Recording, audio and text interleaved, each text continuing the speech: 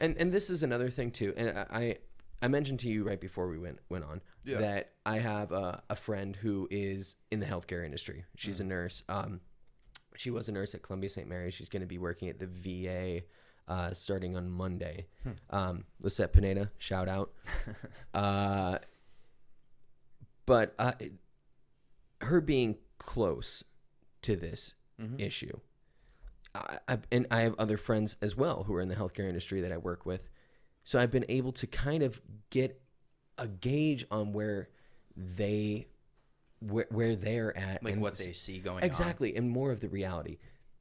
The thing, and this is something that isn't. Well, a lot of the things that I'm being told by them isn't something that's being told in the public. The public isn't hearing this and seeing this.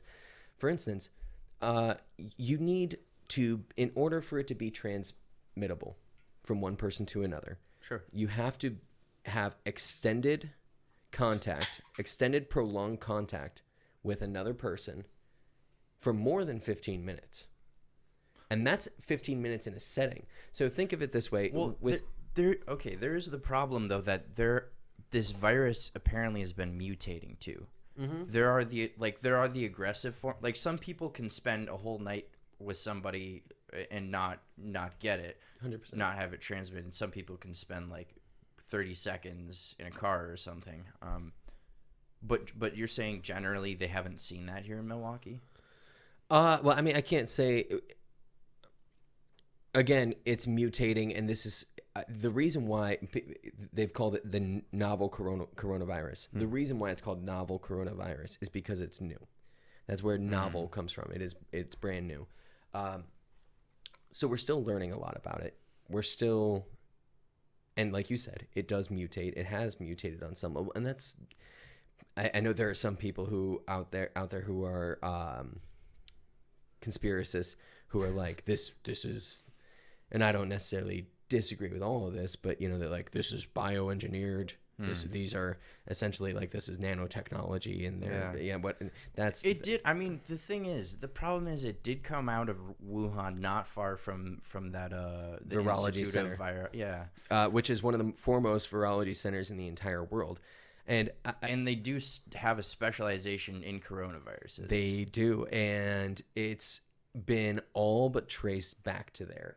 They have, there is a staff member at that virology center that supposedly contracted coronavirus.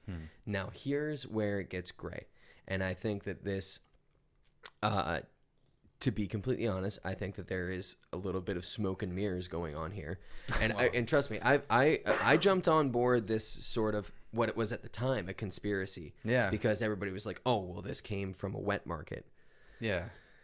I didn't buy that. They were calling, if you didn't say it came from a wet market and you said, well, this could be engineered, they were saying, oh, that's a conspiracy theory. Exactly, and I jumped on board that conspiracy right away because nothing added up. No. For one, there were confirmed cases of COVID-19 in China as early, if I'm not mistaken, as early as October of last year. If not, I know beyond the shadow of a doubt that it was November of last year, possibly October.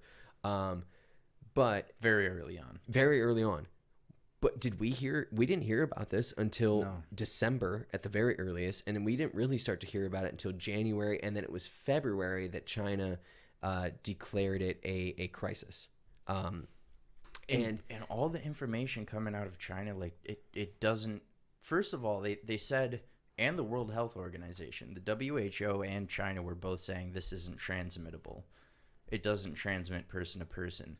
And there were doctors in China who were whistleblowing saying this is spreading like wildfire. Exactly. This is bullshit. It's well, and also think of the timing of it too. When it became and no pun intended, but when this became viral, it was shortly after a large New Year's celebration in Wuhan, where there were thousands upon thousands of people. Really? There was right before it went crazy, there was a big celebration in Wuhan? Yes. Yes. And it was relatively contained to Wuhan at the time. But it was after that, which we're talking about people from all across China, all across Asia, and all across the world coming to Wuhan. It's one of the larger Chinese New Year celebrations. International. Exactly. It's one of the larger Chinese New Year celebrations. If I wanted to spread a virus, that'd be the place to do it. Exactly. Not saying that's what happened. So yeah, exactly. But the timing of it is far too convenient, right? It's ironic at best. But then that's when it really took off. Ironic in what? Like, what do you mean by ironic? It's ironic. Maybe not ironic. It's ironic that they wouldn't say anything about it and declare it a crisis until after that, because after it spread is when they said exactly. Okay. Which at that point it does make sense that they would call it a crisis, because at that point it was ravaging not just their country but neighboring countries across the world. But also, like, why did they wait that long? They were aware of this for a long time. They were aware. There's no way they did. This is one of the things too I think about. It's like there's no way China didn't know what they had. They had to have known what they were dealing with before this. They let. In my mind, it almost seems like they were. Oh, it doesn't transmit. This isn't a big deal. Then once it spread, they're like, oh yeah, by the way, there's this new virus that's never been seen before in humanity. That's spreading all. A new strain of a virus. Yes, because the coronavirus has been around for a little while. Actually, as a matter of fact, the SARS outbreak in the mid 2000s was the same virus, just not the same strain. The technical name for COVID-19 is SARS-CoV-19. So it is the same virus, and this virus has existed for a while, but it is a brand new strain. And the one thing that they said is that it came from I can't remember exactly the name of but it comes from a type of bat. It was like a pangolin, something like that. Yeah, not a penguin. And then there was that whole video of like that woman eating the bat in Wuhan, and that's where people were like, this came from a wet market and all that shit, and it became, again, no pun intended, it went viral. Yeah, and people were going crazy. They're like, this is where this came from. Like, why were people eating bats? Well, first of all, unless you're Ozzy Osbourne in the 70s, eating bats is actually relatively normal in some parts of the country, some parts of the world. You're not in America. People eat a lot of, and especially in China too. You know, you'll eat what you can get. You know, you'll eat what you can get there.